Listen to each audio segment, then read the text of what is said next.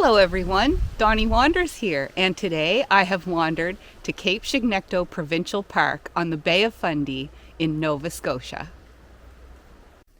Cape Chignecto is a rugged headland jutting out into the Bay of Fundy. More than 50 kilometers of wilderness trail encircles this provincial park, with backcountry campsites available for those looking to complete the loop over several days.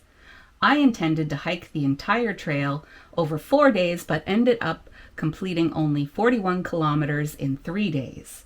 This park is made up of the highest cliffs on mainland Nova Scotia and is part of the Appalachian Mountains. It may be the toughest hike Nova Scotia has to offer. It's 11 a.m. and I've just left the visitor center behind me there. The goal today is to do, I think it's about 8 kilometers until my first campsite. Luckily, I'm able to walk along the beach, which is where I'm descending to now, for the first little part of this trail. You can only walk along the beach when the tide is out, and high tide today is at 3 o'clock, so I've got lots of time. I've done this trail before. It's really hard.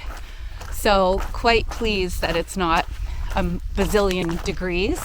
I think it's like around 13 to 15 degrees right now, which is perfect. I do wish it would stop raining or just drizzling, but I'll definitely take the cool weather, and a little bit of drizzle didn't hurt anyone either.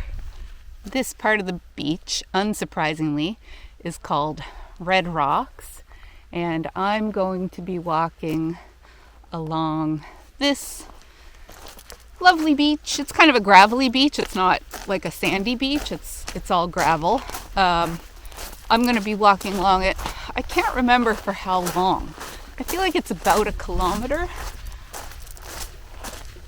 And if you look over here, that's what I will be climbing up these mountains. Up and down over the next 4 days. This is my second time hiking this trail. The first time I did it, I think I did it in 3 days and 2 nights maybe. It was in 2021, so 4 years ago. And I did it counterclockwise. So it is a full loop. It's 50 some kilometers spread out over several days. So there's backcountry campsites, which is why I have this giant backpack with me. Got my tent and all that stuff. And so this time I decided I would try going clockwise around the loop. Last time I did this though, it almost killed me. So you may be wondering, why are you back again? 2 reasons. One is the challenge, and the other reason is that it's really beautiful.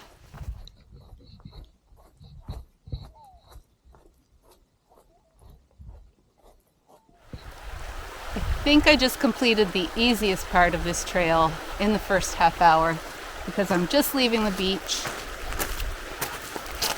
and I'll be starting my ascent up this giant cliff via right here. There's a set of stairs, and I have to say the stairs too are a nice treat because I know what I'm in for, and some of the terrain here is quite rough. So I've enjoyed the beach. I'm going to enjoy the stairs.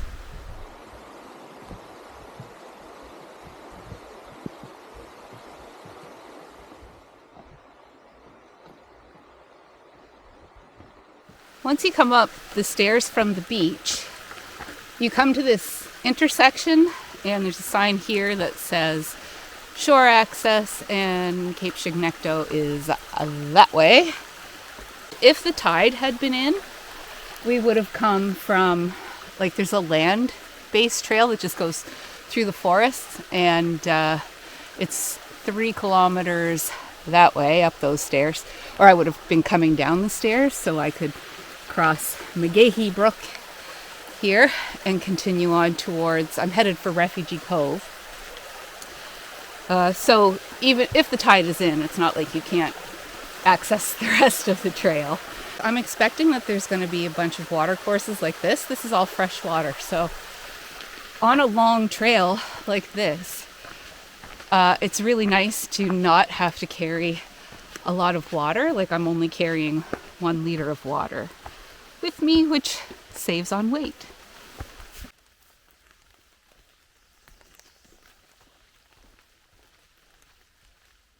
I've been hiking for about 2 hours now, just under 2 hours, and I stopped to have a little break. Had a snack, had the classic hiking snack, Snickers, of course. Oddly delicious on the trail. I don't usually love Snickers, but they're so good on the trail. And I'm trying out one of the things that I was so excited about for this trail, and it's something I've never ever really used before on a trail, and that is a stool that I got at the dollar store. It's this little thing, little fold-up stool. It weighs about 1 pound, and I've never been one to hike with a chair or a stool, and I'm loving it. I gotta say.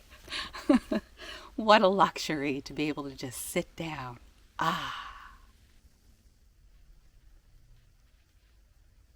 There's one section of this trail, this part of the trail, that I kind of have nightmares about from the first time that I did it. And the reason is that it was so steep, and it was an old road, and it may have been this part of the trail.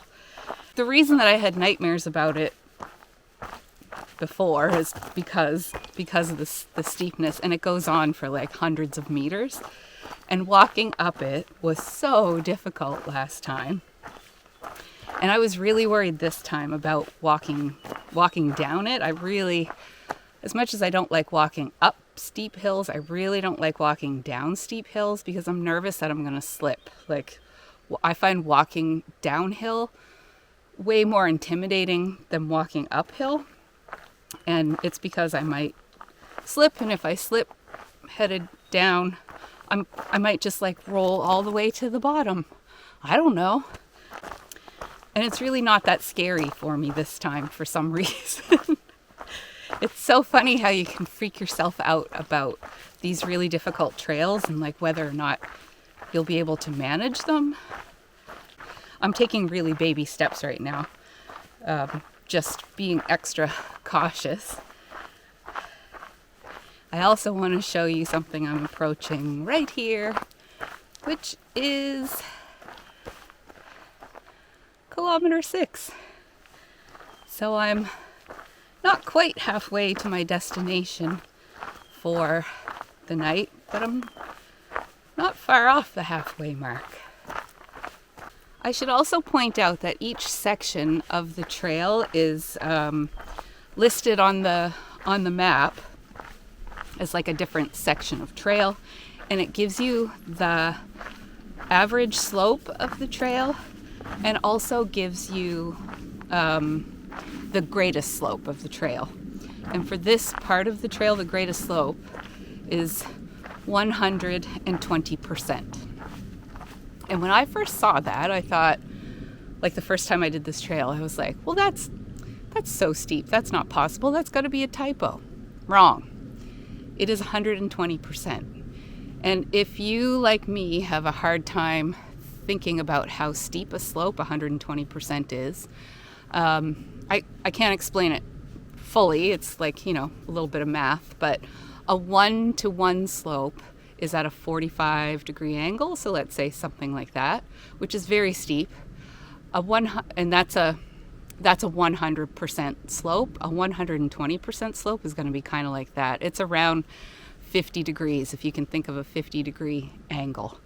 So it is incredibly steep. And I do believe that I am on this part of the trail now. I'm coming up to another really steep section on this road. And I was so worried about walking down it. And now I'm just like, I'll just take my time and hopefully don't fall down. And I gotta say, it's much easier walking down than I thought it was gonna be. Boy, there are not a lot of hills that after I go down them, I feel the need to take a break, but that's one of them. So I've taken off my pack. I just filled up my water bottle because this is, I believe, Millbrook. And this sign is here that says Refugee, 6 kilometers. So I'm now about halfway to camp for the night, and it is 10 to 2. So I'm doing great on time. I kind of planned it that way. I didn't want to be rushing on my first day, setting up camp in the dark and all that stuff. So I'm doing really well on time, and I think there's only one more nightmare-inducing hill. I mean, there's lots more hills, but I'm pretty sure there's one more that I'm like, oh God, I might die. I survived the first one, so we'll see how I do on, well, the rest of them.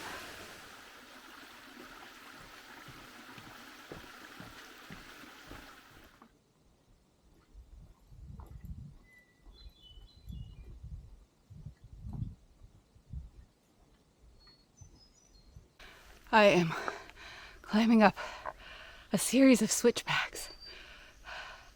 And believe me when I tell you, it is kicking my butt.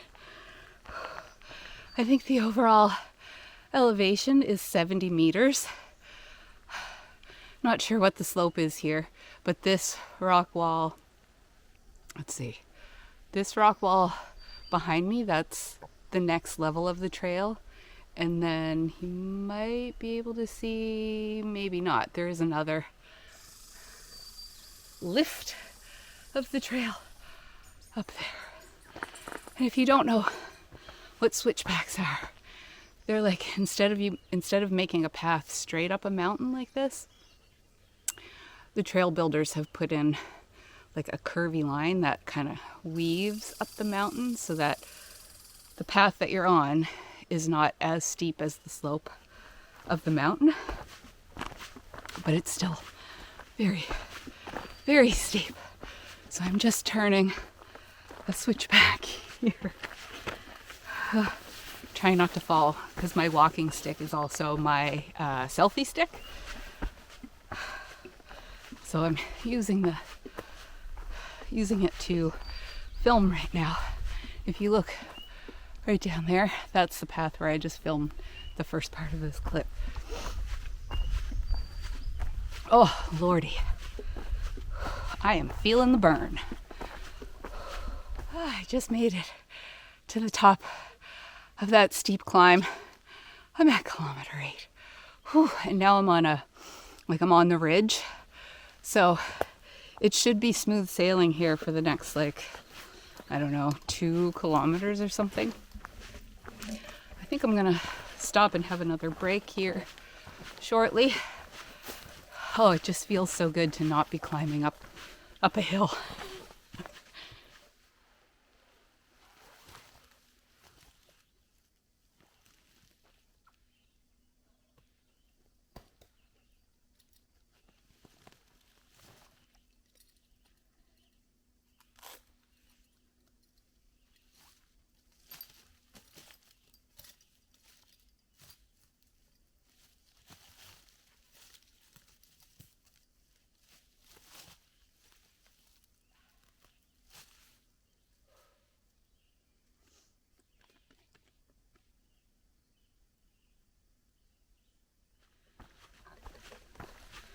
Break time is over. I had another little rest. I was starting to get cold. It's only about 12 degrees. I actually have a thermometer on my backpack, and it's right around 12, which is definitely a blessing when you're doing a hike like this, because I don't get all sweaty, and also there are not a ton of bugs right now to torture me. But as soon as you sit down for like 5 minutes, I get a little bit cold, so I'm gonna chug along. It's about 3 o'clock right now, and I have only 5 kilometers to go until I get to my campsite. I'm averaging about 2 kilometers an hour. So I figure I'll roll in there about, I don't know, 6 o'clock-ish. Something like that, which is excellent. That leaves me tons of time to get my tent set up, make my supper, and then relax.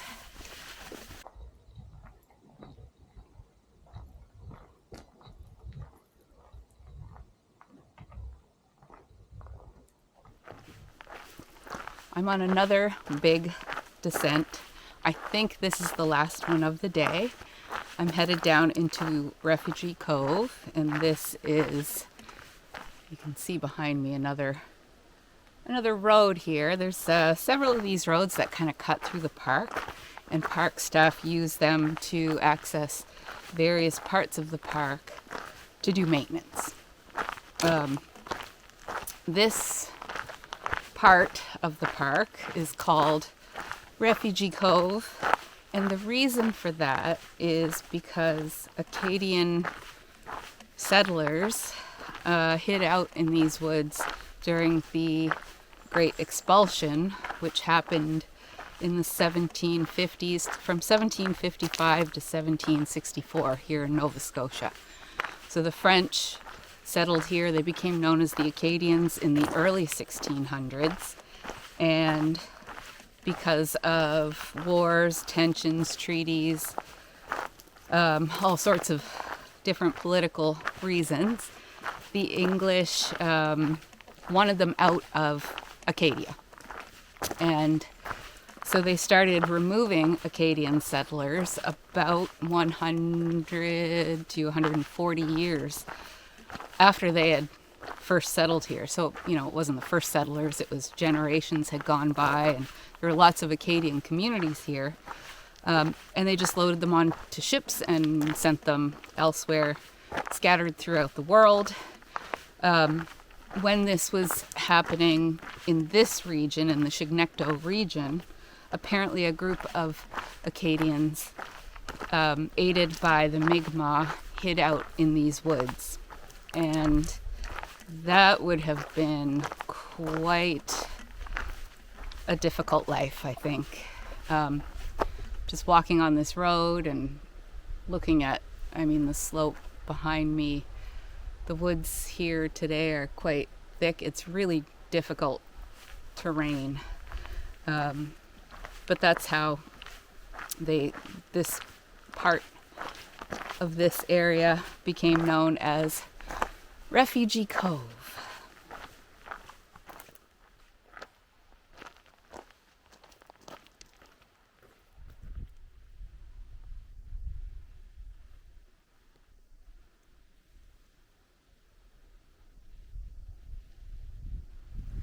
I suspect this is going to be my water source for the night.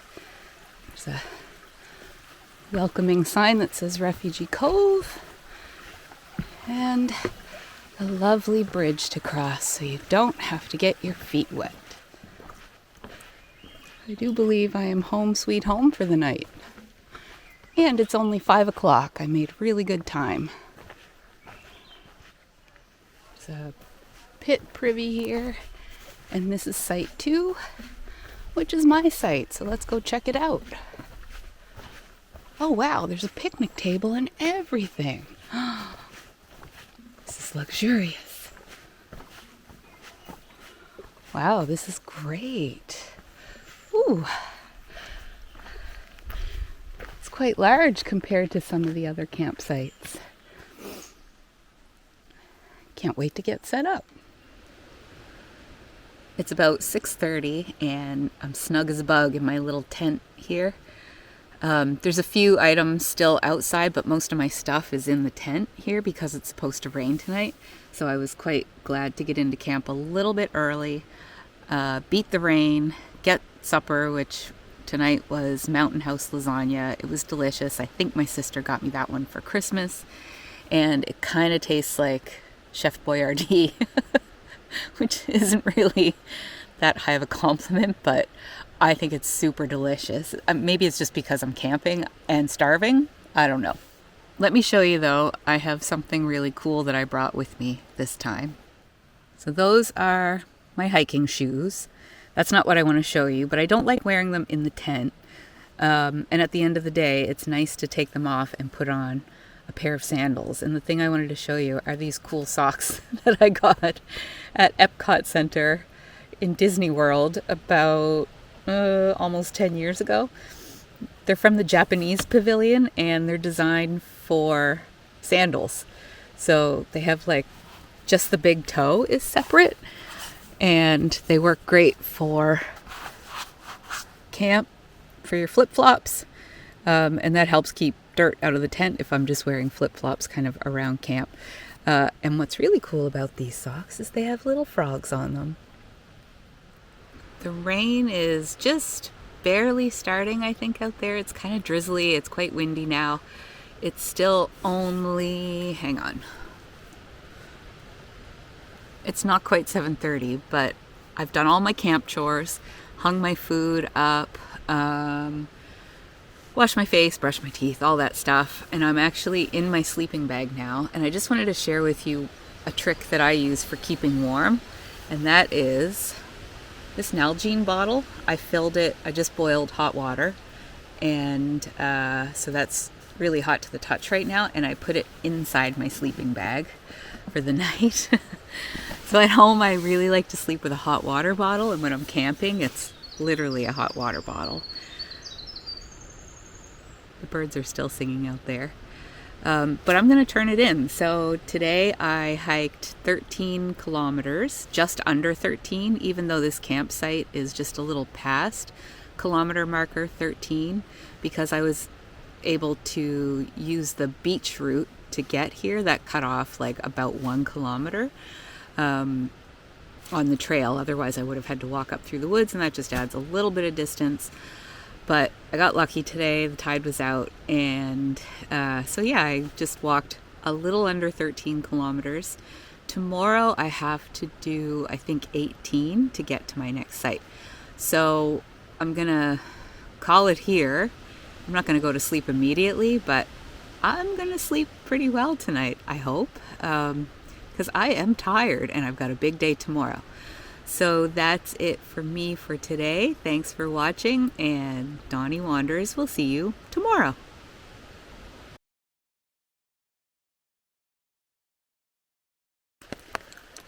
Good morning. It's day 2 of my Cape Chignecto hike. Just waking up. Got some coffee that I just made outside of my tent in the rain, but drinking it inside to stay a little bit dry. It rained all night, off and on. It wasn't like steady rain. I woke up a lot. I slept a lot, but I woke up pretty frequently. Like every time it would start pouring rain, it was so loud that it would wake me up. But generally I slept pretty good. Like I think I fell asleep around 9:30 and it's like 6:30 now, so got a good amount of sleep. After I drink my coffee, I'm going to pack up in the rain, which sucks. The rain, by the way, the forecast is the rain is supposed to taper off today and then be pretty nice from this afternoon until the last day of the trip. So once we get through today, it should be clear skies. I got packed up and out of camp around like 8:15, so not too far off my goal of leaving at 8 o'clock. It seems to have stopped raining, which is nice, and hopefully it'll clear off now and be nice for the rest of the day. One of the really cool things about this park is that there are several sites that you can kayak to and camp on the beach. So this is Refugee Cove, and those folks camped on the beach last night, which on a beautiful night would have been like a really nice experience, but last night pretty rainy. So maybe it wouldn't have been quite as fun if it had been a clear night, but still a really cool option for camping here.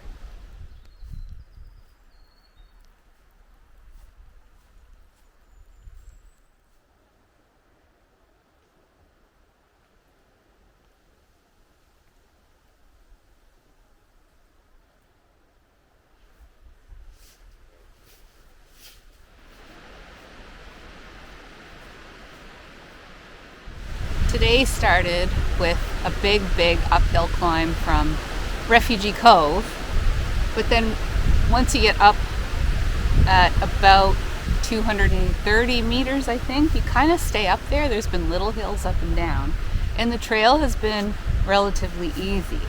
What's also nice is that there are some little side trails because we are walking right along the coast, and you get views like this.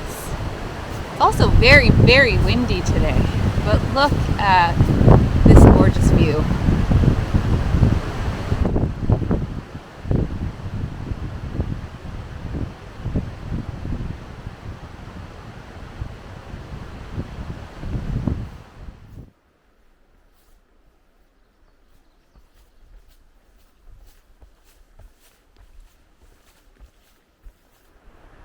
I've come to this nice sign that indicates how much further all the campgrounds are on this trail, and I pulled up my phone and I wanted to show you where I am. I'm the blue dot, so I'm now pretty much right out on the point of Cape Chignecto.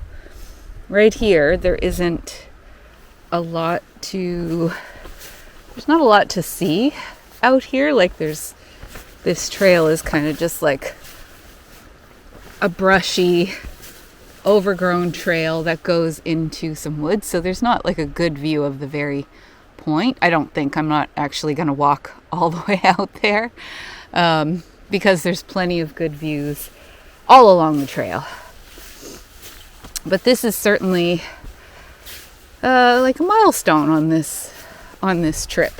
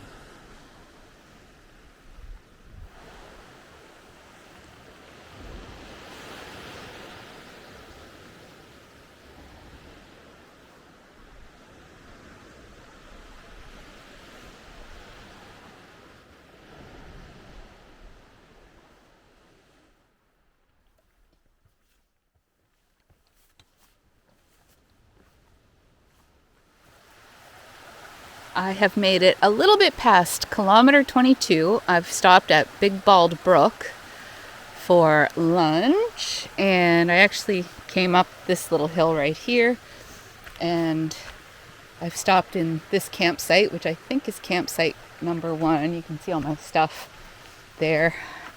I was wearing splash pants today because of the rain, and man, they are soaked. So taking advantage of the clothesline there. So I'm half done my big walk for today. Not a moment too soon because I am starving. And on the menu today is, let's see, what am I having? Pasta primavera with grilled chicken. I had a good rest. I'm leaving the Big Bald campground behind. And now I have 9 more kilometers to do today. And let me tell you, I am feeling it. I think it doesn't help that I just had quite a big lunch. That was 2 servings of the pasta primavera. And I ate the whole thing.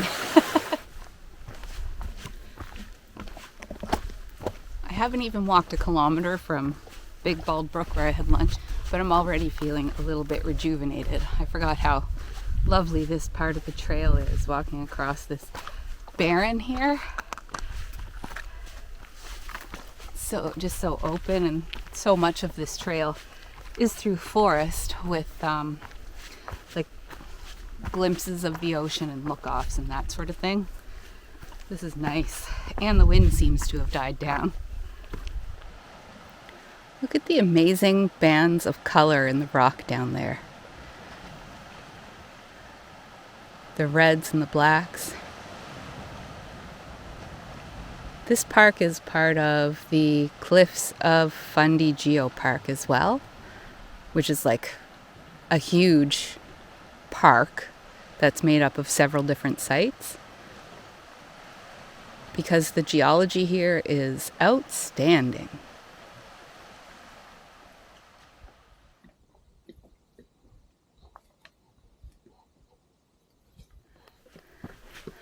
I passed kilometer 26 a little while ago, and I'm now at the Keyhole Brook campground. Only 4 kilometers to go to Seal Cove.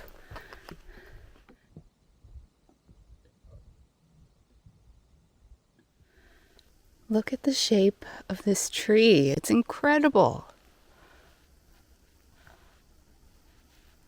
It's so gnarled and like, wow.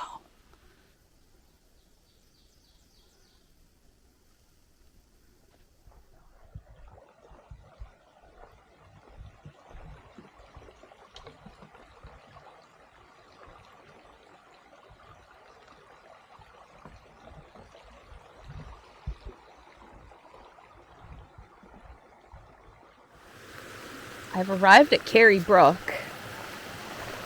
I just came down from way, way up there somewhere. It's so high you can't even see it. It's so steep. It was a series of switchbacks. And I believe that the trail continues like, let's see, like right there and carries on. And I'm fairly certain I'm going to have to walk back up that hill. But look at all the cool driftwood here. It almost looks like a big weird pile of bones or something. Check that out. Isn't that amazing?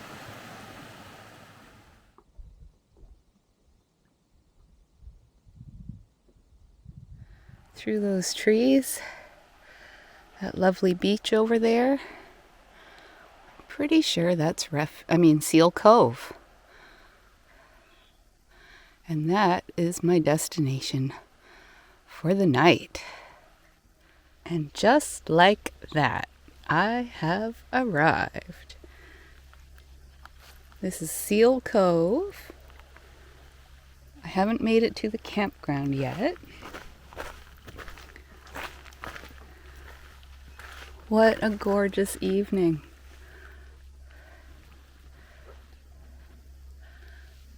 There's a dog and his family playing on the beach down there. Pretty sure they passed me on the trail earlier. A very short walk up from the beach.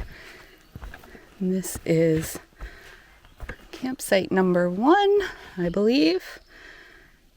A nice, flat, fairly good-sized tent area. Cool, so this is my home for the night. I like the buoy decoration there. But I've got to get my pack off and set up my tent. Look at the state of that tent. Filthy. And of course, very damp. But relatively dry inside. And I've got the fly hanging up for a tiny bit, hoping that will dry out a little bit. Oh my gosh, this is like the dirtiest tent ever. Well, I'm snug as a bug once again in my filthy tent. And I haven't had dinner yet, but I think I'm just going to have trail mix or Snickers or something like that. That big lunch really did me good today. So I'm not that hungry. I might have a few snacks, and then I'll probably go to bed. I hiked for 17.5 kilometers today, and that was from Refugee Cove to Seal Cove. I'm pretty tired, and that took me about 12 hours, which was, it was, I don't want to say leisurely hikes. It's a very difficult hike, but I took my time. I took lots of breaks, had a relatively long lunch. So, yeah, I'm glad to have made it here, and tomorrow I will be headed for Eatonville, which is only 6 kilometers away. So it's going to be a very, I shouldn't have said it out loud, but I was going to say it was going to be a very easy day. I may regret saying that. I may have just jinxed myself. But I guess I'll wrap it up here. So thank you for watching, and Donnie Wanders will see you tomorrow.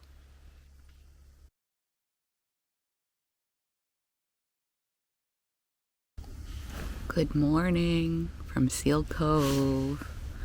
It's 7:30. It's really late for me. I know it's not very late. I slept in though, which was lovely. This is a really peaceful campsite. It's you can hear like the waves of the ocean, which is about 100 meters away. There's lots of birds chirping, and there was no wind last night. It didn't rain. It was like a really quiet, peaceful night. I'm also giving myself the luxury of enjoying a cup of coffee and not rushing out of camp today, because I only have to go to Eatonville, which is 5 or 6 kilometers from here. So even if I leave late, I'll probably get there like around lunchtime. The weather forecast is really good for today. So I'm going to finish my coffee, get dressed, pack up, and head on down the trail. It's about 9 o'clock, just a little before 9. I'm just leaving my campsite behind me and headed for, where's that sign? Eatonville. So I'm only going 6 kilometers today, and it should be relatively easy just for the distance. Yesterday I did 18, so 6, a third of it, I should be able to handle that.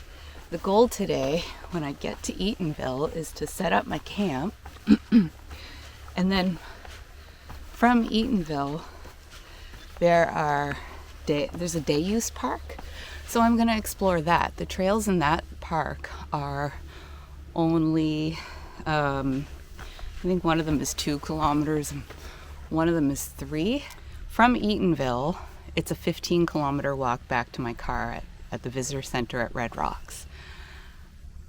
And depending on how I'm feeling kind of at the end of the day, I might book a shuttle. So it is possible to book a shuttle from Eatonville to Red Rocks. I might book it at the end of the day, pack up my stuff, and leave tonight. Or I might spend the night at Eatonville and get the shuttle to get me tomorrow. Or I might just spend the night and hike out like my original plan. We'll see. Part of me is like, I kind of want to do the full trail just so I can say that I've done the full trail, but I've done it before. The views and that sort of stuff in the trail between Eatonville and Red Rocks, it's pretty much just a forested trail, so I'm not going to miss out on anything other than banging out those kilometers. Now, and I have done it before, so it's not like I need to do it to complete the loop or anything like that. But on the other hand, I do feel like I'm cheating a little bit if I book a shuttle, and it's $90, which I think is well worth it if you want the shuttle. But do I actually want to spend $90? Like, 2 feet and a heartbeat is completely free. So I'm kind of weighing my options right now. We'll see how I'm feeling, I guess, at the end of the day. Yeah, I'm kind of waffling back and forth right now. So we'll see. But for now, I need to finish making my way up this hill.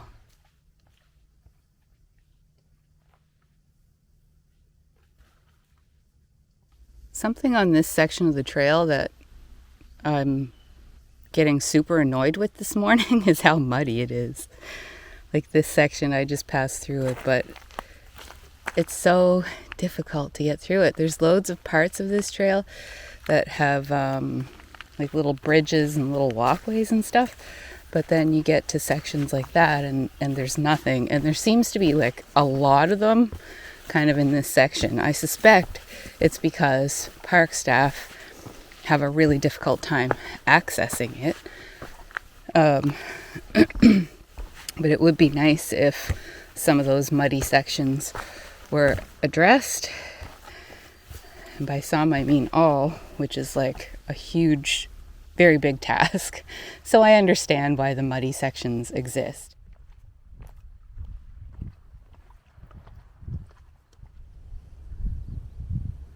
I do believe I'm getting my first view of the Three Sisters.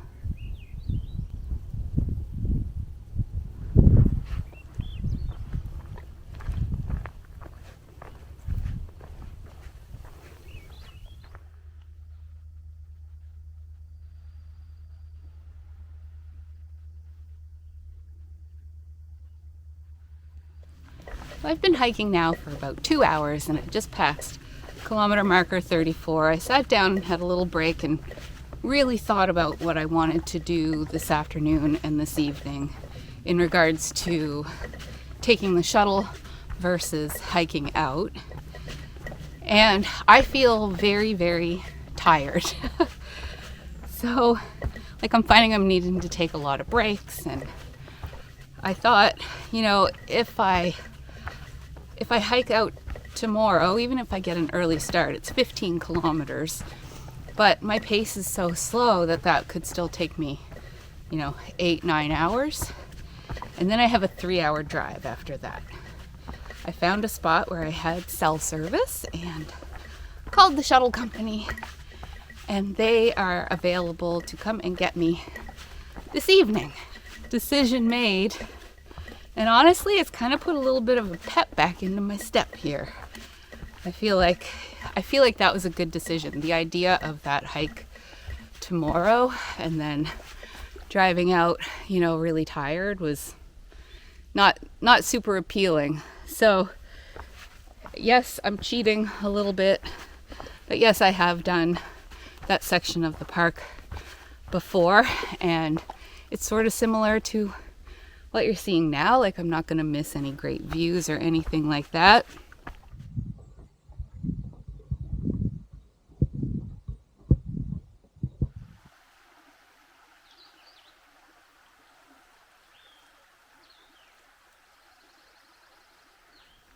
I'm about to emerge from the shady woods into, I think this is the Eatonville campground. Oh, and sites 1 and 2 are down there. I'm not staying in sites 1 or 2, but I was supposed to stay in, I think, site 2. So let's go have a look. I may even ditch my gear there and have lunch there.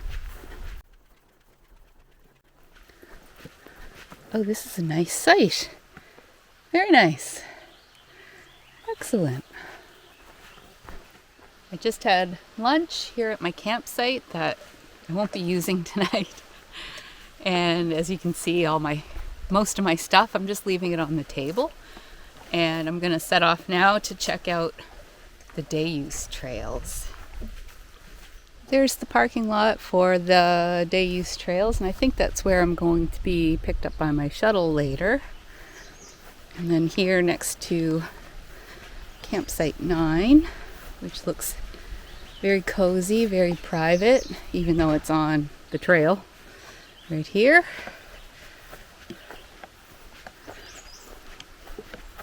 There are 2 trails in here.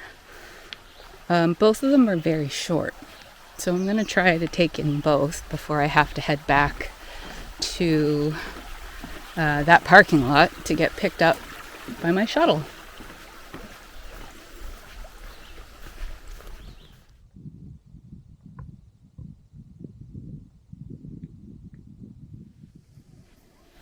Well, it seems I've made a bit of a tactical error here. So I'm trying to get to these two trails that are out here on these peninsulas. I don't know if this is recording very well on the video, so I may just put up a graphic of the map and show you where I'm pointing at. I had lunch down here. That's where the campsite is that I was supposed to stay at tonight. And I've walked, I'm where the blue dot is, right here. That has just taken me 40 minutes. And the map, the paper map that I have for these day use trails says one of these trails, this one takes 40 minutes and this one takes an hour. So as I zoom in on the map, I realize this, I believe, is the parking area that you're supposed to access the trails from.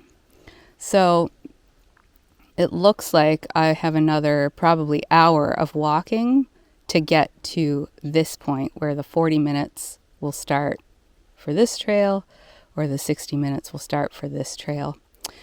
And I don't have time. So I think I'm just going to call it here. It is a nice walk. I was wondering why, like, this trail is very overgrown. And I thought it was a little odd for like a day use park, because usually the trails in day use parks are, you know, very generally either well maintained or they just get used a lot, so the weeds and the bushes get trampled down, but not here. And I'm thinking that's why. This is a couple of kilometer extra to get to the day use trails. So I'm going to call it, turn around, head back, and just relax until my shuttle comes to get me. I have about an hour until my shuttle gets here, so I set up the tent on my campsite that I'm not using tonight, just to keep the bugs out. I don't have the rain fly on, but there's a lot of bugs because now it's about 20 degrees out. Sunny, beautiful day. A little too hot for hiking, so I'm really glad that I've got this little shelter and just a place to rest till the shuttle comes. I walked 10 kilometers today, and yesterday it was 18, the day before 13, so that's 31, 41 kilometers altogether. Did not complete the loop and didn't make it to the day use trails. But those day use trails will be there and they're on my list. If you enjoyed this video, don't forget to subscribe to my channel and leave me a comment. Let me know if you have any questions or if there was anything that you enjoyed or didn't enjoy about this video. So thank you for watching, and Donnie Wanders. We'll see you in the next one.